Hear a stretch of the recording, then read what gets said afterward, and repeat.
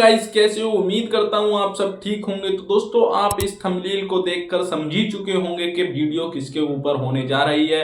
और दोस्तों, अगर आप बहुत ज्यादा कंफ्यूजन है कि अपनी पुश्तैनी संपत्ति किस तरीके से लें और कैसे हासिल करें, कोई भी बीच में रुकावट बन रही है तो उसे सॉल्व किस तरीके से करें, सारी कंफ्यूजन दूर करूंगा और सारे ही राइट्स बताऊंगा कोर्ट के कि क्या कोर्ट के राइट्स हैं और कैसे अपनी पुश्तैनी संपत्ति आप ले सकते हैं।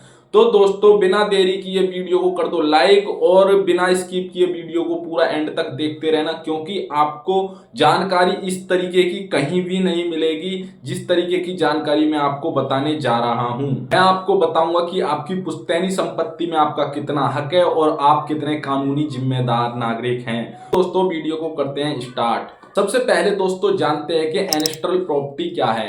एनेस्ट्रल प्रॉपर्टी एक ऐसी प्रॉपर्टी है जो कि आपकी पुश्तैनी मतलब कि 4 पीढ़ियों से लगातार चली आ रही है, जैसे कि आपके परदादा पिता आपके नाम और आपके बेटे के नाम, इसे बोलते हैं एनेस्ट्रल प्रॉपर्टी। और यह प्रॉपर्टी अपने आप ट्रांसफर हो जाती है एक पीढ़ी से दूसरी पीढ़ी तक। इसे ट्रांसफर करने की कोई जरूरत नहीं होती है, ये सुप्रीम कोर्ट के अनुसार चलती है। और अगर तुम्हारे पिता ने खुद वह संपत्ति खरीदी है तो उसे सेल्फ अक्वायर्ड प्रॉपर्टी बोलते हैं, और अगर आपकी पुश्तैनी संपत्ति है तो उसे एनेस्ट्रल प्रॉपर्टी बोलते हैं। एनेस्ट्रल प्रॉपर्टी पर आपका जन्म से अधिकार होता है, ना कि आपके खरीदे जाने पर। यह फर्क समझना आपके लिए बहुत जरूरी था, इसलिए मैंने आपको बताया।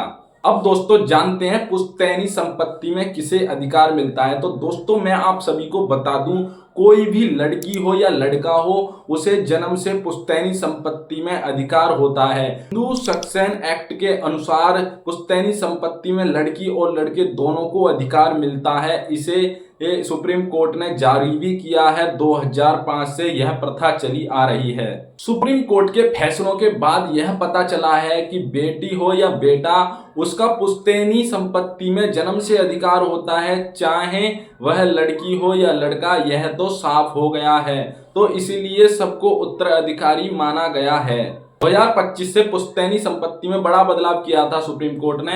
यह साफ साफ कह दिया था कि अगर बेटा हो या बेटी, उसके बिगर अधिकार के पुश्तैनी संपत्ति अगर पिता बेचता है, वह सुप्रीम कोर्ट में जाकर एक नया मुकदमा दर्ज कर सकते हैं अपने बाप के खिलाफ। तो दोस्तों, आपको यह फैसला एकदम सटीक लगा होगा कि आपकी बिगर इजाजत के पुश्तैनी संपत्ति कोई भी पिता नहीं बेच सकता है। बात कर लेते हैं कि पुश्तैनी संपत्ति में आपका हिस्सा किस तरीके से तय होता है और किस तरीके से दिया जाएगा।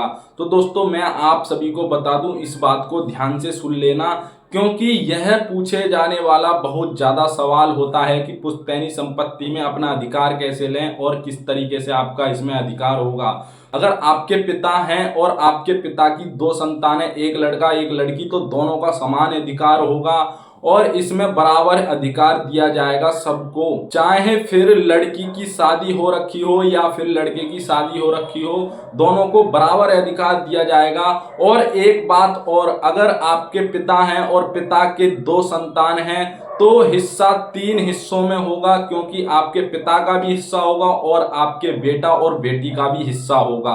दोस्तों, बात कर लेते हैं कि एनेस्ट्रल प्रॉपर्टी में हिस्सा लेने की कानूनी प्रक्रिया क्या है।